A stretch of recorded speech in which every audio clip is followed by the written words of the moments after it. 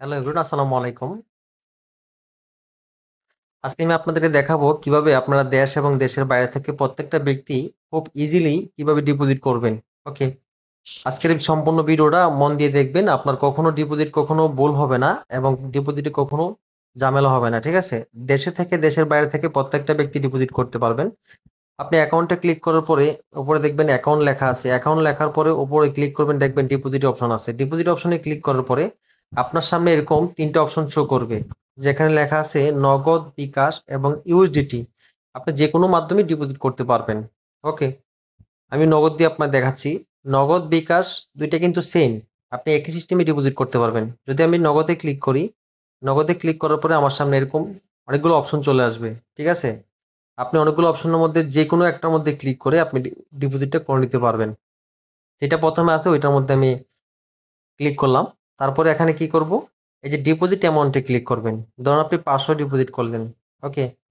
Deposit করার পরে ডিপোজিটে লেখার পরে আপনি অ্যামাউন্টটা লিখে নিবেন। কত টাকা ডিপোজিট করবেন। আপনি চাইলে ১০০, এক এক ১,০০০, ২,০০০, ৫,০০০, ২০,০০০, ৩০,০০০ যত ইচ্ছা ততই ডিপোজিট করতে পারবেন। আপনি চাইলে এখানে ১০০, ২০০, ৩০০, ৪০০, ৫০০ যত ইচ্ছা তত এখানে লিখে ডিপোজিটটা করতে পারবেন। এখানে লেখার পরে সরাসরি এখানে ডিপোজিটে ক্লিক করবেন। সরাসরি ডিপোজিটে ক্লিক করার পরে আপনার সামনে এরকম একটা পেজ চলে আসবে। ঠিক আছে? একটু ওয়েট করেন। এরকম একটা পেজ চলে আসবে যেখানে লেখা আছে আপনি এই নাম্বারে ক্যাশ আউট গ্রহণ করা হয়। ঠিক আছে?